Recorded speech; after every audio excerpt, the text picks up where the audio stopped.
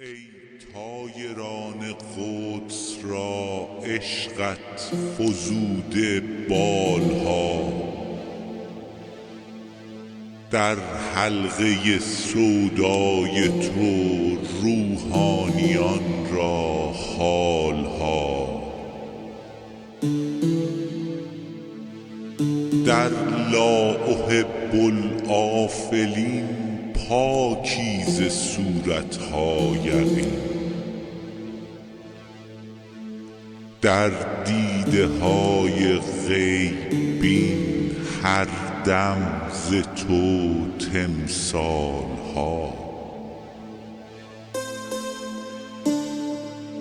افلاک از تو سرنگون، خاک از تو چون دریای خون. ماهت نخوانم ای فزون از ماهها و سالها. کوه از غمت بشکافته، وان غم به دل در تافته.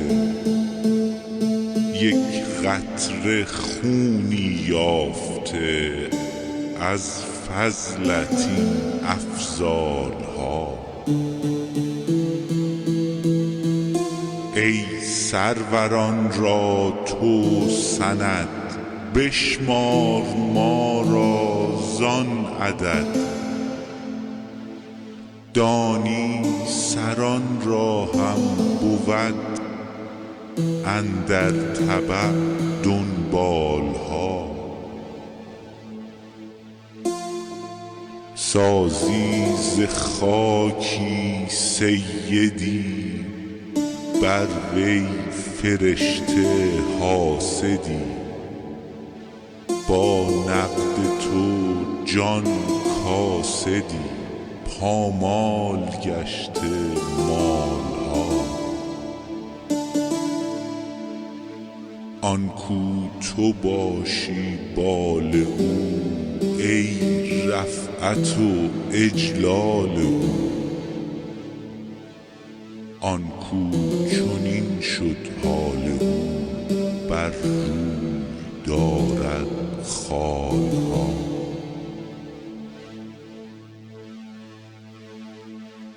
گیرم که خارم خار بد، خار از پی گل می زهد. صراف زر هم می نهد جو بر سر مثقالها. فکری بدست افعالها، خاکی بدست این مالها. غالی بدست این حالها، حالی بدست این غالها.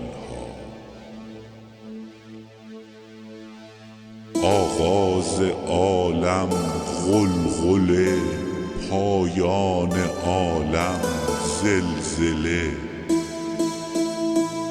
عشقی و شکری با گله، آرام با زلزالها.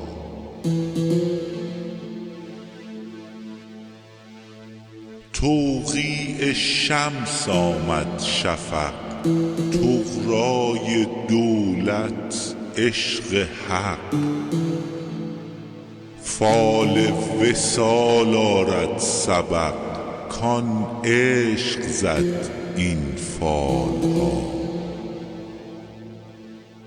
از رحمة للعالمین اقبال درویشان ببین.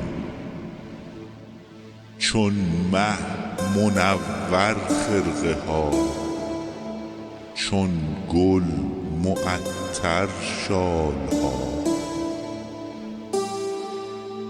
عشق امر کل ما رقعه ای،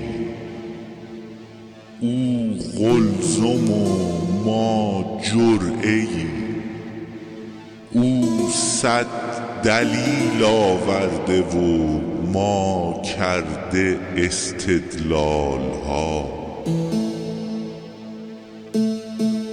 از عشق گردون مؤتلف، بی عشق اختر منخسف.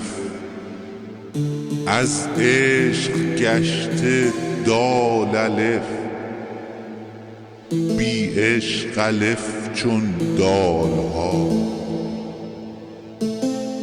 آب حیات آمد سخن، کاید ز علم من لدن. جان را از او خالی مکن، تا بردهد اعمالها. بر اهل معنی شد سخن، اجمالها تفصیلها. بر اهل صورت شد سخن، تفصیلها اجمالها.